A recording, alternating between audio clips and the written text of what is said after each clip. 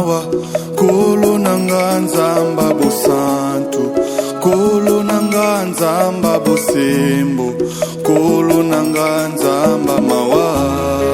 Kolo nanga nzamba mawa, kolo nanga nzamba bosantu, kolo nanga nzamba bosembo, kolo nanga nzamba mawa. Mokili etelemi pona kolapide ngai na mabe nasalaki kaka seyo nzamba mawa. Mokili etelemi pona kolapide ngai na mabe nasalaki kaka seyo nzamba mawa.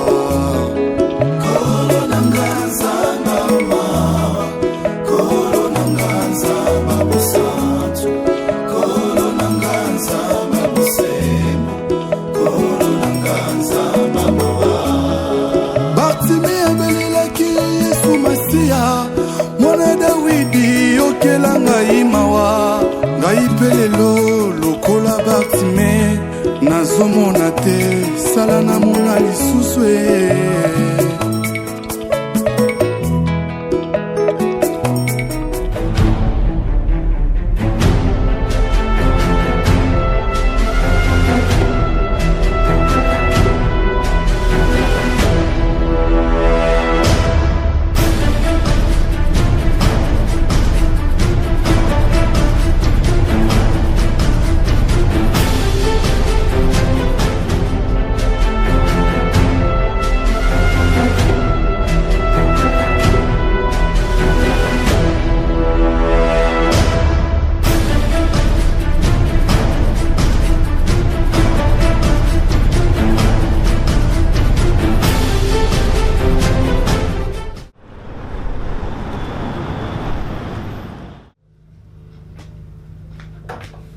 Oh. C'est quoi cette histoire?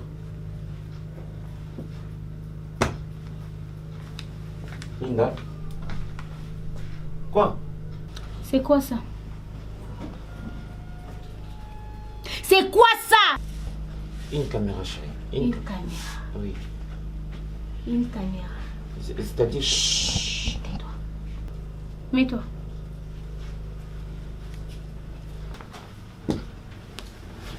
C'est toi qui as fait ça. Je veux même pas t'écouter. Aujourd'hui, c'est toi qui vas m'écouter. D'accord? Ok, c'est une caméra. C'était... Ok, c'est une caméra. Ouais. Cachée. C'était juste pour... C'est une caméra cachée, oui ou non? Oui, oui. C'est pour me surveiller. Non. C'est pour me... Oui, oui. Ok. Il y en a combien dans la maison? Il y en avait ici. Ok. Il y en a une dans la salle de bain. Ok. Il y a une dans la chambre. Ok. Il y a l'autre dans la cuisine. Ok.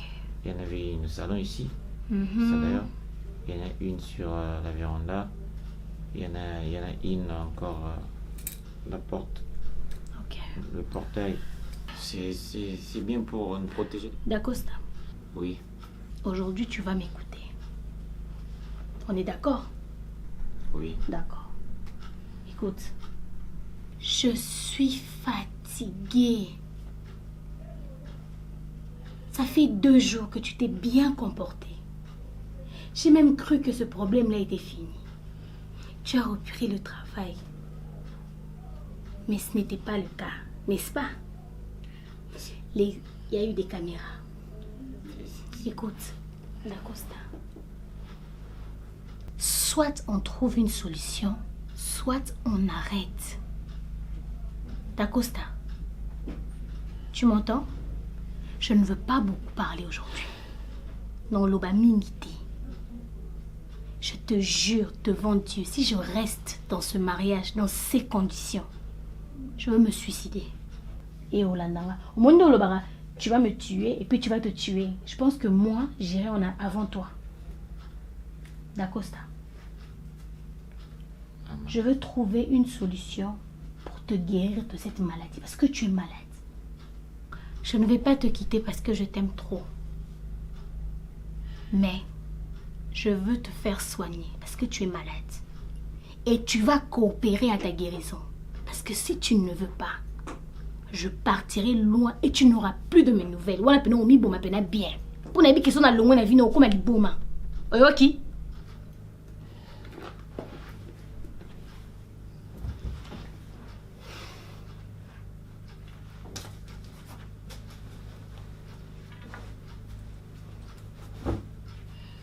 Bouge. Azate Abimi, mais je pense que peut-être aussi la Maramnaïe, si on a créé les problème.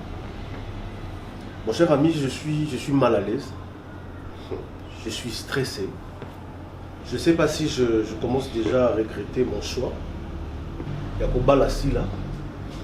Pourquoi? Parce que je pense que moi, si il y a ma langue déjà, Azamo choix Yokaka. Certes, mon amouti na caractère, na comportement, na pas na bango. Pourquoi j'attends ya rosola na moi si na yo. Pour la qui c'est noir sur blanc que maman, il est cause sale. Ils ont malamu te. Tika, tala zwanzila oyo. Changa ikimia, tout va bien. Mais maman, je te dis, ngande mnabala yo. Tala boy. Non. Moi, je suis dans une église. Tout ce qui m'a bassi à la terrasse, il y a la boîte de nuit, na banzela, baso balati bilamba ya mabe na nzoto, ba tatouage, ba piercing et paille, ba souki modèle logo la soki logo nini. En espérant que ce sont des mauvaises personnes.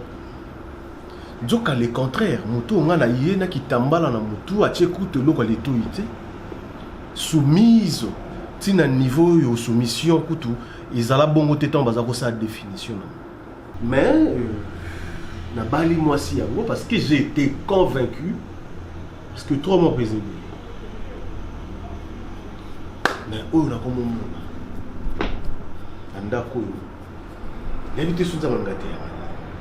non, c'est pas parce que je suis faible. Naza faibleté. Je suis compréhensif, amoureux, une personne alingi foyer naïs à la madame. Mais c'est tout un problème. Mon téléphone, ce qui sonne, il faut que kabala mi bali. Ce qui comment moi si apparaître, ton ayambi na komo et moi si problème. Bonjour. Mais dans l'église, Tu es sûr? Sûr. Na joie moi si dans l'église, pasteur a lobby moi si malade et tout. Mon cher ami, ngana poto na tiki basi kuna parce que na kati na bango baza mindele libanda baza mwindo. Parce que nous aimons les femmes africaines parce que dans l'ADN na bango il y a la soumission qui est naturelle. Et maintenant na poto on a kimi problème parce que basi na biso soit disons ba yebi loi ba len côté les mela biso ba komisa biso moi valeur na biso ya place na biso ya la raté. Pourquoi? Parce que on est délai, il y a la parité, il y a tout yo yebi. Mais na yesu na Afrique na kotani na on a évité pur qu'on est quand même à tabasso dans une bonne Europe. Bobo, tu sais, j'ai connu des femmes. Mais laisse-moi te dire que ta femme est le pire des mauvaises femmes que j'ai connues du monde. Tu vas m'excuser, n'a exploité terme maintenant. À chaque fois, on a un ami tout là-bas. Tu es dans quel monde? Comment tu vis dans ce monde? Eh Bobo. Ou soit tu nous caches quelque chose. Et vous nous faites voir qu'il y a l'amour, ou par contre il y a des lots comme Sussunasima. Soit vous avez un bisou comme cher ami, qu'est-ce que je vais cacher? Non, il faut de ma femme, écoutez, s'il vous plaît, laisse-moi parler. Hein? Tu m'as pris comme un partenaire, tout partager ce qui se passe dans ta maison. Pour vous défendre la réaction, il y a moi, je me dis, mais elle a un problème mental ou comment? Et si tu me disais qu'il y a un protocole dans l'église, donc ce sont de telles filles, au Babaka, j'ai cherché le monde, je l'ai trouvé dans l'église. Bande de ma fille, ça va servir en Christ. Soit-disant protocole, mais en elle, elle a un fruit d'esprit. Et pourtant, elle devait être une fille exemplaire. Aide-moi. Non, ou soit qui m'a en église, Azana m'a ramené, qui n'a pas bon à l'église, à Yébissanté, à Tchayo piège, et puis tu as été tombé. Non. En fait, tu as un sanza, bobo.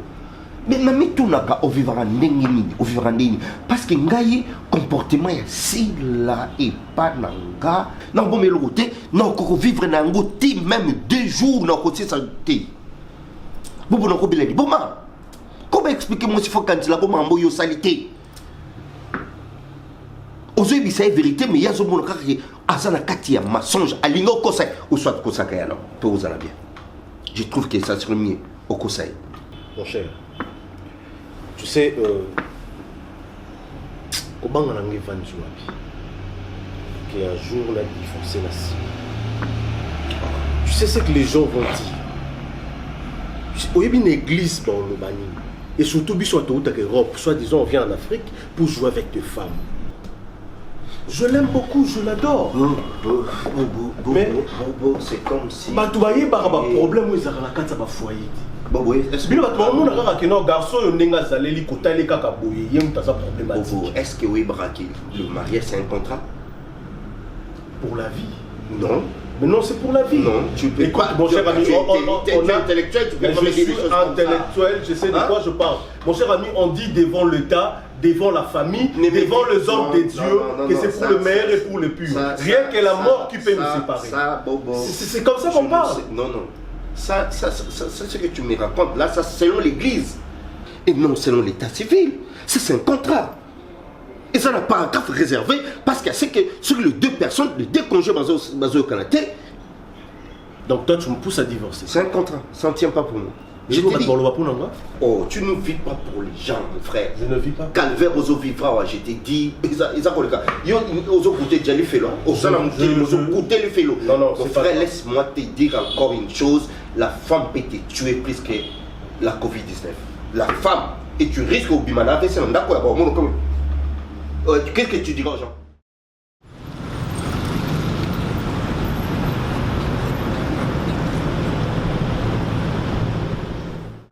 Maman Yandako, c'est toi notre femme. Tu ne peux pas te comporter comme ça. Il faut en avoir confiance en soi. Tu dois savoir que Bobo t'appartient. Il est exclusivement à toi, Bobo. Pourquoi ça va scandale? Pourquoi? Là, tu commences à voir un mariage en danger. Pourquoi tu peux exposer mariage en danger, maman?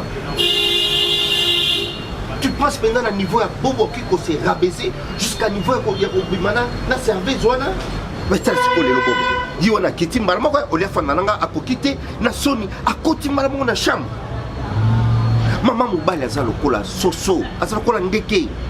Ce qu'on finit ma casse au bomier, tu ne peux pas arriver jusqu'à ce point. Azana besoin de liberté, Azana besoin de mon pépé. Ce qu'on a gagné mingi sanga sonne pour ça là. N'est-ce pas Kokufa? Yundi folenge la ye.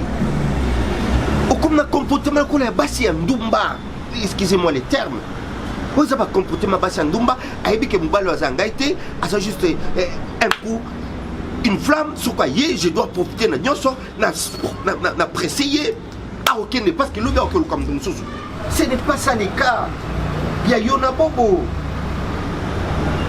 Ils ont une femme légitime. Il faut comprendre que femme légitime dans l'aéroport. Avion à tête balou qui l'icolo et Kukubola la l'icolo te fait qui t'a ma belle. C'est toi. Tu dois baser bolingo na bino, il faut la baser na confiance. Il faut la confiance na Bobo na yo. Ce que tu as confiance, c'est fini. C'est fini au quoi vous perdez. Parce que le comportement aux salons, il y a un comportement et bimisara mibali. Au moins, on va la session de 18h. Attends, na okuta elombe cc mandako. Ah non, enfin na point na sabanzete misala wana abani komela. Azala besoin kuta fatigué. Mais moi je sais que Bobo, hormis le comportement de son gars, mais il y a toujours, maman. Azala toujours na bolingo na yo. Atikala jamais que son mécanicien retrompé yo. ata jour mon côté na yokai na makanisi na zoli kanisa ko bakeno au mari je dois divorcer avec Sila na non ma kanisa wana te maman na ye pembeni na yo lelo lokola sonnette dans l'arme na ko beta na litoi na yo il faut faire attention et tra lelo yo qui manque à confiance au kabona même na mère amie na yo Priska. Non, c'est pas parce que. Excusez-moi, c'est pas parce que Bobo Koutanga dans son langue, maman. Il y a un problème, maman, si là. Et puis, Priska, c'est une femme mariée comme toi. Vous êtes à même pied d'égalité, vous avez le même statut, vous deux, le femme mariée, le femme légitime. Puis nous devons dire que Autino sala autena tolo vidéo logo le stress ya journée ya musala ba stress azui na kata musala et no utina musala ba stress aye au scandale na PDG na ye et au scandale na secrétaire au cause au se rabaisser qui na niveau ya ba service au comité na niveau au sala na mais ramina yo Priska Zoua tu dois changer maman. Vraiment, tu vas m'excuser. Nazui le courage, on a reçu parce que j'ai beaucoup gobé tes rapports, j'ai beaucoup gobé tes bêtises. Je le vis même moi-même, dans mes propres yeux. Je le vis. Au salila même la nièce ya Bobo, Zoua, au menacé, c'est Meki Nayo, ta belle-sœur, au menacé. Toi, tu penses que Bobo soit nièce à la rendez-vous dans ma camp, à routine, au vendeur et pas naïe. Au salila côté. Comment on menacé Déborah mais mon la fête yo mon famille Bobo tu tombes à présenter la famille Bobo au beau seigneur les lots pour la joie et aveuglé yo et maman c'est là quitta ti moi ça la boité boyozo tongate boyozo bukande yo moko ozo bukanda kuna yo oyo zali moi si babaka une femme est censée azotonga likolo ya zelo soki tempête ye et meminda pipi c'est fini. Tu dois être une femme sage. Où ya ko bâtir na fondation moko très solide. Moi j'avais appris que tu es une femme de prière. Azor na kati église. Maman la qui ça que tu es une femme de prière. Tu dois construire le mariage na yo na kati ya prière. Ou ndako nini zanga bapaya. De natikali la seule personne à ndako. Bana ya misala nyoso lingité, ya basi lingité, yo pa noka bana misala ya mibali. Donc c'est surtout dans c'est la plus ya mibali olingaka zoa. Ba camarade yobe comment des visiteurs mibali botikala na bango ya mwasi Priska, ya mobali ngai. Et tikali ngai moko. Donc c'est na ya sous-soité comme ça beau c'est peine. Et maman Sila, tu dois changer. Je pense que nous prêcher à l'alerté, nous prêcher dans l'humilité, nous prêcher dans ma belle à Kitoko. On a lobby, écoute yo maman et fanda, et baluka on a moutou et faire réfléchir yo aux respect pour perdre les balles na yo pour rien. Pour rien, n'a pas besoin imaginaire, n'a pas mandamoko imaginaire. Maman zalaka muté matala munene. Maman zalaka mutima munene lokola océan. Bakubwaka so, bakoloba bosoto, aza komela parce que za maman. Longola kanda, longola motema ya soso, motema kutu tuk ya kulondaka mbali tina moto ali batuti yo. Okoloba di. Mobile atikaki na ndako ka batuti yo sala tsina kuna na moto. Opesa explication ni. Yo ndeko lando na moto. Ezaki nini cortège présidentiel garde corps bamonta bazaki liboso to nini non maman changé mibali aza yo alingi yo oza mwasi kitoko tala kitoko na yo ekozala malamu mingi ozo kitoko na wana bizali ya kitoko epesi sukali epesi elengi etie lumière na kati ya ndako mama Sila feka moke lobiko to pe okangama Mario sera dans un bal qui toque au botolo kimia. Maman, il faut que vous avez moi si qui toque on est un peu facile. Mais bisous de fanda kimia. Eh, c'est pour tout basi dans ça comme bon bal. Madame Kutuko, nga madame Kuto perdre bisonyonso. Et voilà maman. Bon bal maman. Quand bal qui toque il est beau, il est élégant, il a l'argent. Il te prend en charge à s'occuper de Mikonyo sur le monde. C'est cassé. À s'occuper de Nali Papa, Tina Suki, basé BBT.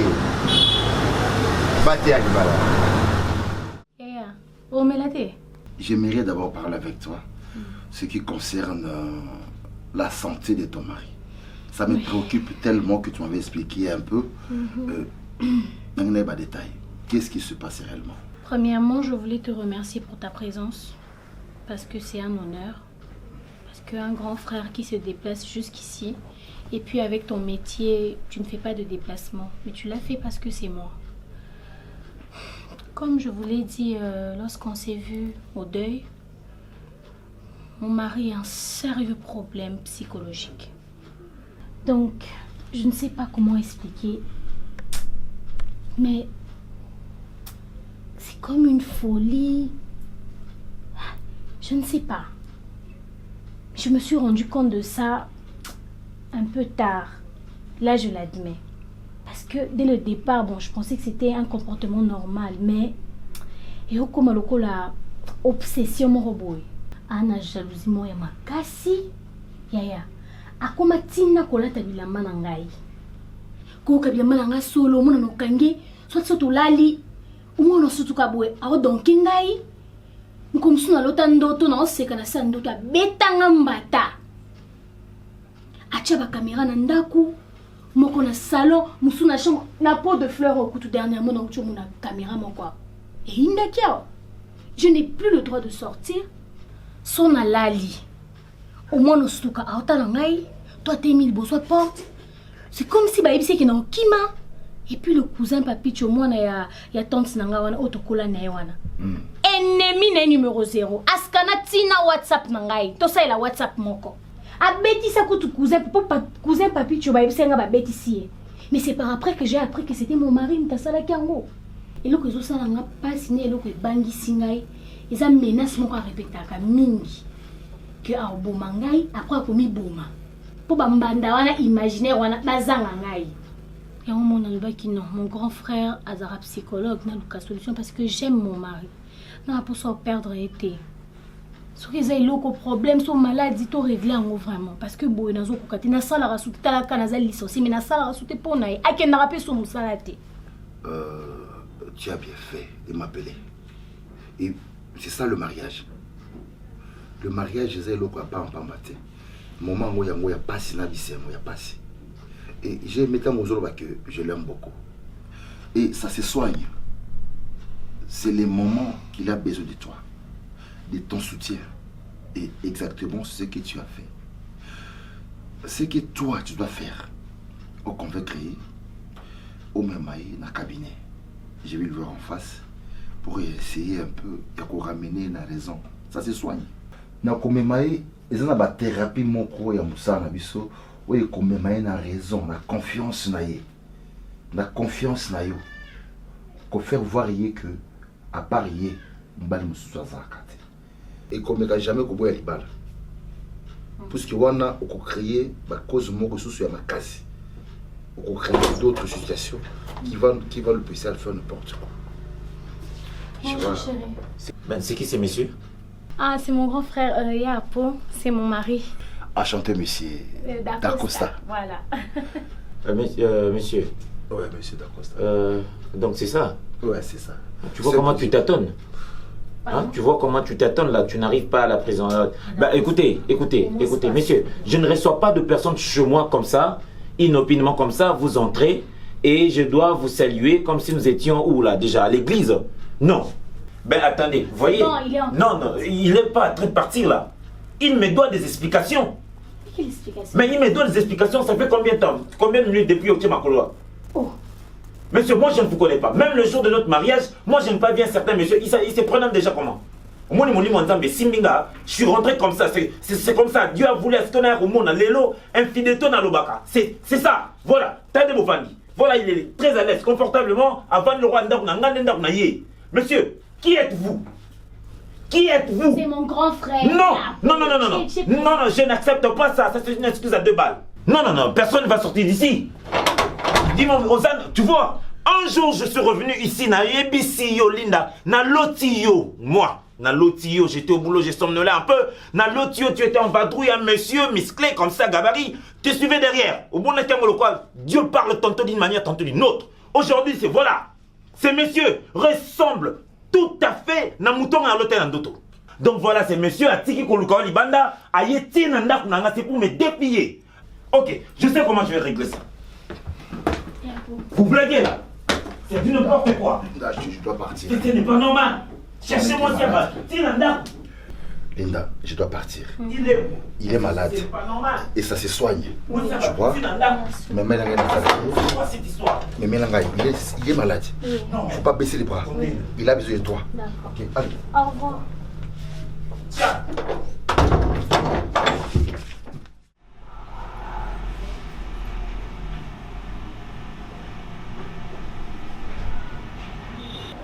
Oui. Non, je suis encore à la maison. Je suis à la maison.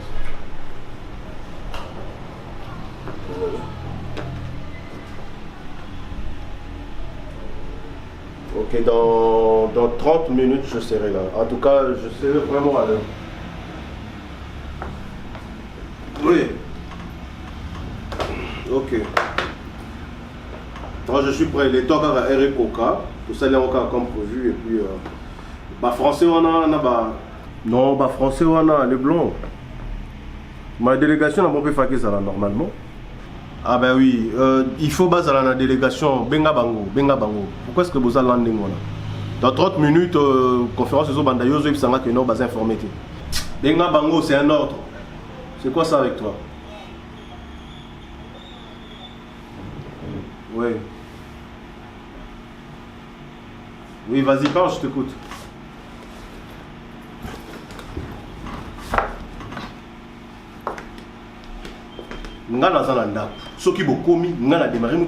C'est simple, dans 30 minutes, je vous ai dit. D'accord, pas de problème.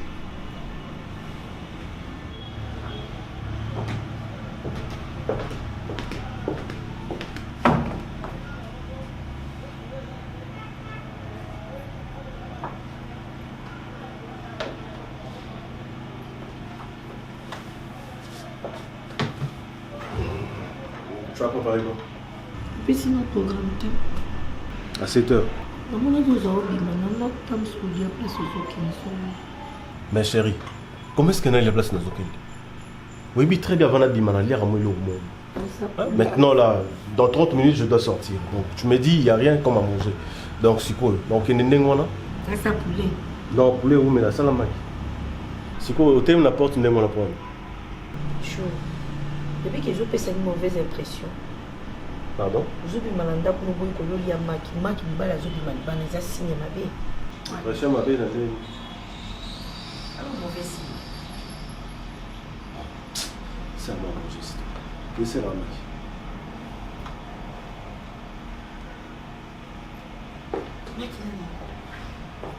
Non, maintenant. Aujourd'hui tu es calme. Qu'est-ce qu'il y a? Pour la hauteur pas pasteur, après sur la procès là. Banga kaye. Bokasi mama le baki ke kotenga to ma passer à ça la kiria ka le baron na chaîne. Donc deux ans changer l'hôtel. Na changer na pour mbana na pour la pasteur, tout pour la pasteur et le monter. Donc on changer hein. Na changer pour mbana na ye pasteur sur ma passer à ça qui soit détaillé. Il te que jouer ça épice à golini.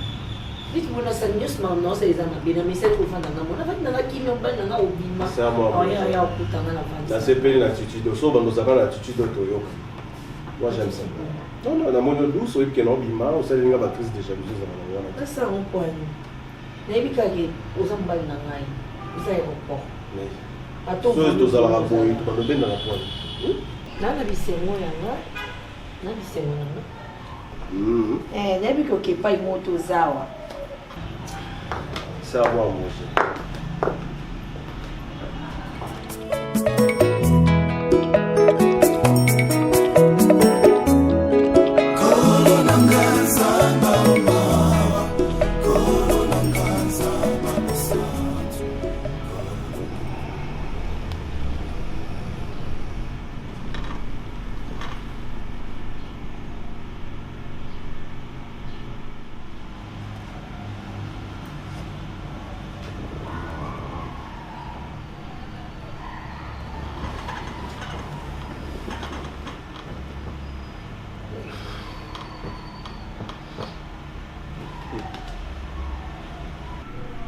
Réveille-toi, réveille-toi.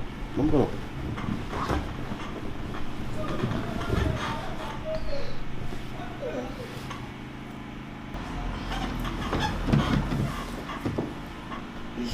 17h.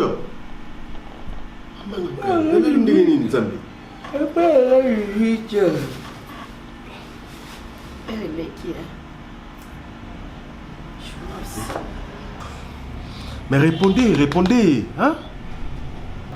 Répondez, c'est quoi ça? Hein? Oui, allô? Ouais, c'est mon téléphone, c'est moi. Oui. Au sérieux? Mais mon cher, je n'ai pas compris, il n'a pas pongi. Oh, mais non, mon Dieu. Eh, alobi nini kasi? Ben désolé, chers collègues, na salango aussi à monter na leki na pongi. Et la patronne alobi nini kasi? Sérieux?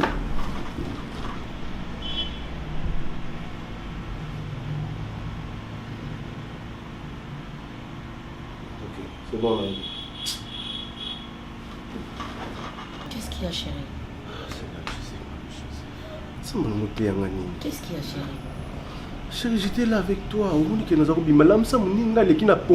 Tu m'as laissé dormir comme ça. Ce que tu auras raté mon accompagné à cause de moi. T'es maman bon. Eh, chérie, il fallait quand même signaler que qui m'a maman qui m'a non. Mais chérie, ngai inde mutu na kende ko zo mindele wana ba relation na ngana zaki na en Europe. Na tche bango contact na compagnie. Donc il fallait ngana za comme intermédiaire pour na ba ko signer ba contrat na ba pesa compagnie. Futi ba billet ba yeti awa uniquement pour na journal. Il faut que le bac qui m'engana et ben na ka futi mate ba rendez-vous vous ba na kenda ka vraiment wa maman mbongo. Comment est-ce que je ne ko la boy? Hein? Ko la boy ndeni? Na tche ko les poignets.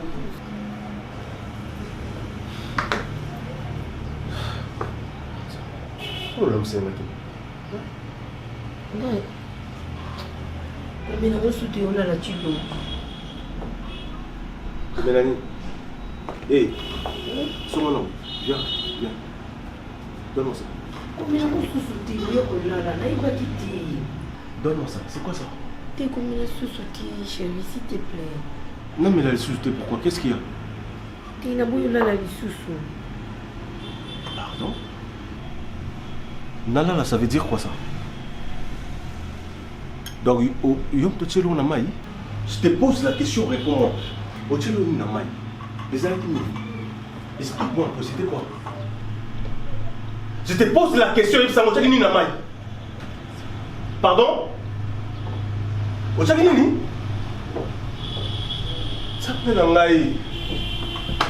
Hey, Silla! Qu'est-ce qui se passe? Qu'est-ce qu'il y a avec toi au juste? Ah, mais c'est quoi au juste?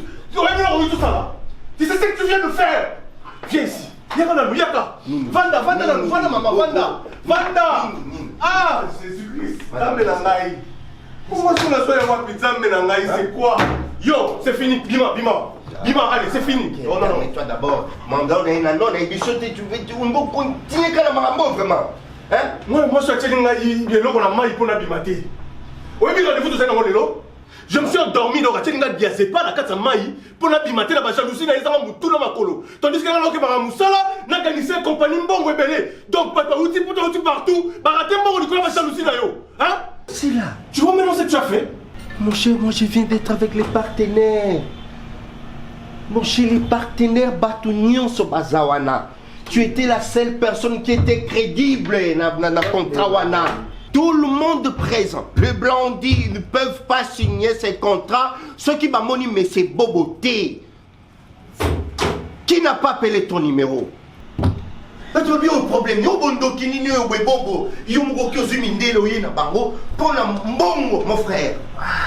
Ces blancs, ils nous ont traités des aventuriers. Comment expliquer Mouto ya Memi Bango? Alors moi, Bango, pourtant, ça la journée mon corps. Écoute, quelle que soit la longueur de la nuit, il a jeté des millions dans l'eau. Le soleil finit par apparaître. Aujourd'hui, il a fait là. Allez, contacte-nous dans la chambre maintenant. Ça, c'est fini. C'est là, pourquoi tu as fait ça? Kota, kende ko bimisa biloko na moko. Soko sali yango te. Na bimisa yo na ba cicatrice na nzoto. Kota bimisa biloko na tu Naya au Simbo, tu comprends? Un sorcier. Naya au Simbo, sorcière Ndoki. Hypocrite. Sorcière Ndoki, diamant. Bima, Nepso Bima. Qui a vertige, Bobo, qui vertige. Tu te sens malili. Comment mon frère, au coquille qu'on négligeait? Je ne pas négliger, je te jure. Mais la 5e maille. Ayo qui m'a très bien année dans le son, on va français, on va commencer sur le champ. Moi, je vais venir après 30 minutes. Tu sais comment il y a un chien dans ce qui dit, c'est pas ce qui s'est dit, je sais pas. Et surtout qui s'y koyo. R et l'équipe, tandis qu'on avait rendez-vous à 14h. Dans la mouki à 17h. Tu t'imagines un peu? Donc, nous sommes Zara Bolingo. Hé, tu traînes, hein? Naya Kunate. Na malade là, jalousie, ça, là, je te dis, Naya Kunate. Na au guérir, yo. Alimentia, je te dis. Parano. Jalousie mal placée. Osawa. Yo. Basi to pour la kanzambe na ngai.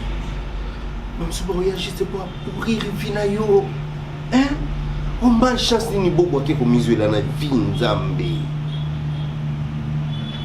Ah!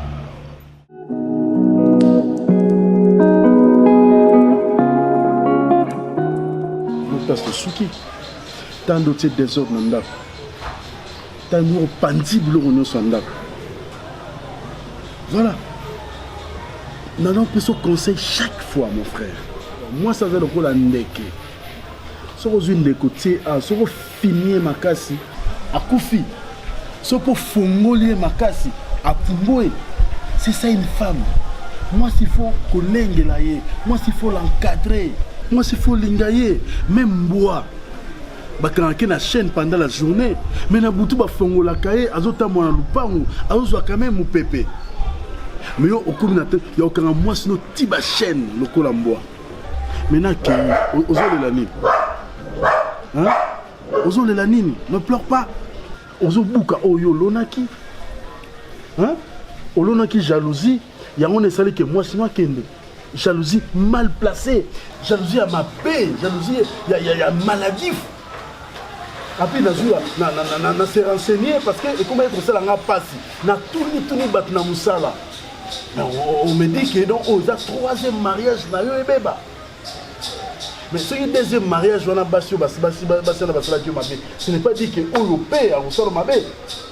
Elle était une femme bien, une femme fidèle.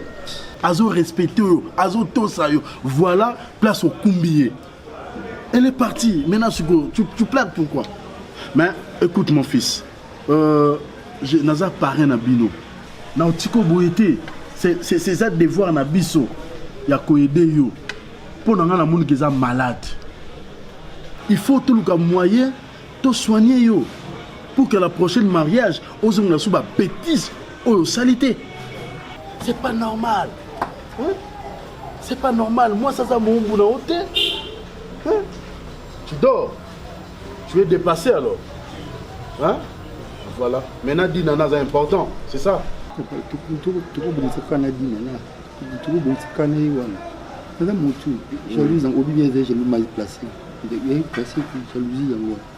y a eu ça mal placé, tes années malades. Hein? C'est elle qui peut m'aider. C'est elle qui peut m'aider. Je ne suis plus moi.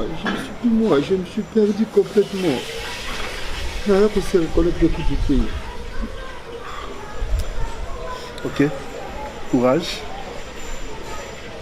Avant tout le processus, il y a aucun supplier d'inana. Tout le monde a un moyen qui a changé complètement. Ok? Alors, comment s'est passée la dernière séance? Ah, super. Super, ça a été. Oui, je t'assure. Et toi, tu n'es pas allé faire tes courses? Non, pas aujourd'hui. Pas aujourd'hui? Oui. Parce que tu sais, vu que tu m'as autorisé à reprendre le travail, donc je reprends lundi, je veux faire mes courses demain. Ce sera plus facile. Non, mais il était temps que tu travailles. Vraiment, il était temps. Tu étais bruyante à l'école. Tu sais, chérie, ton histoire m'a vraiment touchée. Tu sais, je ne savais pas pour ta mère. Je ne pouvais pas imaginer que ton comportement venait de son infidélité par rapport à ton père. Tu sais, c'est grave l'impact que les parents ont sur leurs enfants. Chérie, On doit faire très attention. Nous qui sommes encore jeunes. Je ne savais pas, je crois que j'ai eu de la chance. Avoir une femme comme toi, c'est un don du ciel. Oui. En fait, tu sais, ma mère faisait tellement de bêtises à ma présence. Ma mère mentait mon père, trompait mon père, trichait mon père. En fait, l'infidélité pour elle était une vertu. C'est pas possible. C'est pas possible quand tu viens de le dire. Et tout ça s'est passé devant moi. Et dès lors, je ne savais plus croire à la femme. Je ne savais plus comment croire. Non, mais je comprends. C'est normal, chérie. Je Même moi, je serais dans ton état si je voyais un de mes parents agir comme ça. Tu sais, un jour, ma mère et moi étions allés voir un monsieur. Et ils m'ont mis à l'écart, ils m'ont mis de côté. Et ces messieurs étaient en train de toucher ma mère. Mon Dieu. Et mon père venait juste à peine d'appeler. Mon Dieu. Ma mère prenait son téléphone pour dire à mon père que nous étions chez le médecin. Seigneur Jésus. Moi, j'étais souffrant. J'étais là. Il y avait deux messieurs qui venaient chez nous. Quand mon père sortait pour aller aux missions de service et tout, il y avait deux messieurs qui venaient passer de nuit chez nous. Et tout ça, c'était sous mes yeux. J'ai voyé de messieurs venir chez nous, parfois taper ma mère, sous mes yeux. Le jour où mon père a trouvé ma mère en flagrance, il était hors de lui, Linda. Mon Dieu. Et c'est ce qui a même conduit mon père à la mort. C'est ça, un traumatisme. J'étais traumatisé parfois parce que ma mère me menaçait. Elle avait peur que je dise ou je relate ça à mon papa. Linda, même si nous sommes mariés, à l'image de ma mère, quand je me souviens de ces scènes, ma mère était vraiment toute belle comme toi.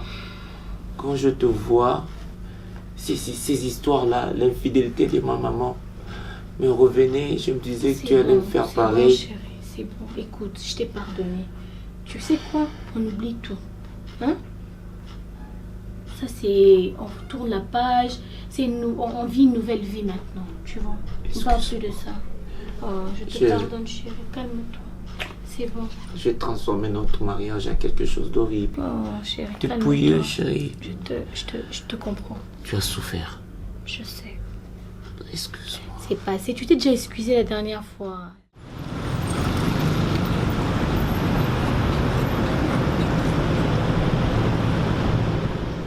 En tout cas, Linda, merci. Merci infiniment. Pour ma femme, laissez-moi vous dire, docteur, je suis prêt. Je l'aime beaucoup. Vous savez, je devais être au boulot en ce moment, mais j'ai tenu à vous attendre parce que je voulais vraiment vous parler. J'aime mon épouse de tout mon cœur. Et pour elle, je suis prêt. Là, je suis totalement prêt. Alors, dites-moi seulement ce qu'il faut qu'on fasse, combien il faut donner. Moi, je suis prêt. En tout cas, je bénis le Seigneur d'abord pour vous, pour Linda. Je bénis le Seigneur. Et je peux voir que les séances sont vraiment productives parce que Linda peut se promener. Elle se promène seule maintenant. Elle n'a pas d'appel, rien du tout. Donc, c'est que Dacosta va mieux. Et c'est ce que je voudrais vraiment. Vraiment, je peux tout donner. Tout donner. Quant à moi, je suis fier de toi. C'est tout ce que tu as fait. Donc, ça prouve vraiment que tu aimes ta femme. Et là, je vais aller tout droit au but, madame. Madame Lolita, tu es malade. Je suis désolé de t'informer ça comme ça, mais c'est la vérité. Et tu as la chance plus que ça se soigne. Ton mari a prêt à quoi, comme ma grande pierre d'aïe, pour yo ozonga à bonne santé. Ils sont malades et ça se soigne. Juste, il faut en avoir confiance.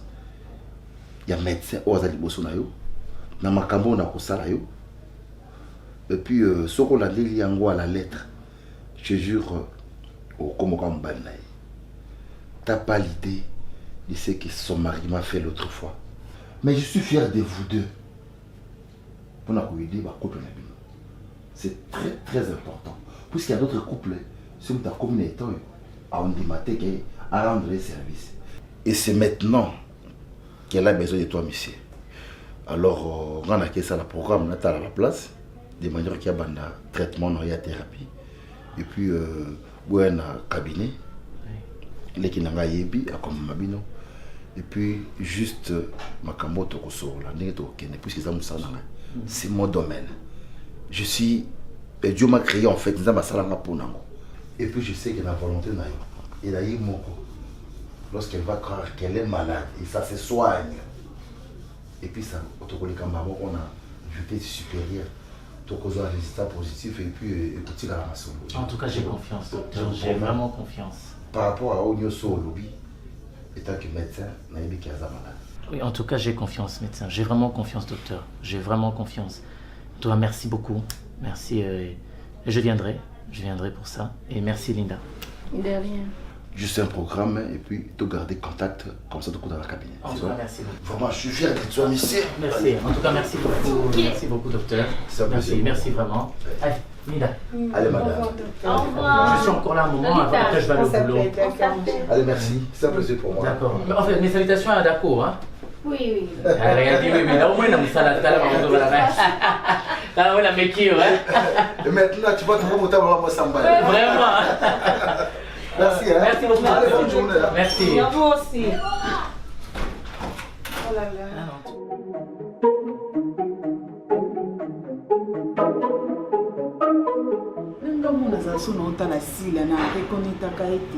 En tout cas, on a évité à la soto mais qu'on benga na libane za loko Jesus na maboko ya Satana papa. Hein? Ata pona biso. Yo ke la sila mawa. Place wa wuti le salika koma na ba comportement aussi la zaki boite. Biso to ebisi la fille moko respect si la soazana mobali na wana ta ko loba pamba bino m su bo loba meya o loba te. Ezaka neza ba circonstance akuta na mona vie a ebine ko gérer te. Papa bo muta ko to sunga sila na minute ezaka kayo. En tout cas, tu as compter sur eux. Bon, compter sur moi, Tu as compter sur eux parce que nous avons balé assis là, papa. Nous avons balé pour le meilleur et pour le pire. Nous avons cassé à soutenir aux faibles. Si la coûte est beaucoup et belé na vie, mi balé belé ba na vie si la tcha du sérieux mais mi balé on va finir ça capable pour ça là il m'a bé plus bakina. Ah bon? Oui, papa. Bon, moi je pense que yo za muninga na ye au anytime ici chez moi à la maison. Nazaro Bendo Matoi pour te dire que non, il y a quelque chose qui se prépare, genre séparation. J'étais la seule personne. On a coupé ça au rapport à mon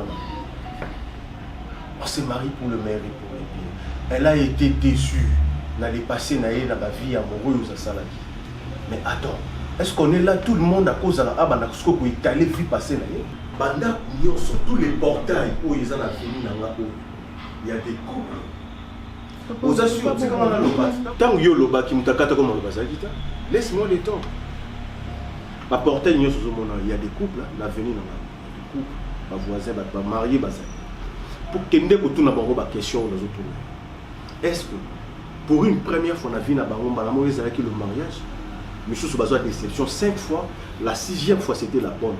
Mais sous besoin de déception 14 fois, 15e fois c'était la bonne. Mais sous besoin de déception 30 fois, 31e fois c'était la bonne. Donc ça veut dire que tout a un parcours à s'en passer. Donc tu ne peux pas amener l'histoire de Patrick pour vivre choc dans les passés. C'est pas normal. C'est pas normal. J'ai beaucoup encaissé. N'a supporté n'importe quoi dans le même pas pour imaginer. Actuellement, je vais prendre très sérieux dans ça là. À cause de ton ami. Et maintenant, aujourd'hui, là, ça qui a été ami. Papa, on marie. Mais il a monté. Il faut quand même comprendre si elle a à reconnaître ma belle. La minute où elle a regretté, nous sommes à Salaki. Même si elle a dit que ça, elle a dit que sa mobile n'a pas de la mobile. Ok, elle était perdue. Maman Prisca, je me suis tué dans ma bonne. Mais le poussing quand même dans le bas, j'étais quand même glissé un mot. Bobo, maintenant le poteau Balbaka, le 20 il faut le voir. Je pense que Tu m'avais rappelé 5 jours ici, dans la maison. Le mariage, c'est pour le meilleur et pour le pire. Kolo nanga nzamba mawa, kolo nanga nzamba bosantu, kolo nanga nzamba bosembo, kolo nanga nzamba mawa. Kolo nanga nzamba mawa, kolo nanga nzamba bosantu, kolo nanga nzamba bosembo, kolo nanga nzamba mawa. Mokili etelemi pona kolapide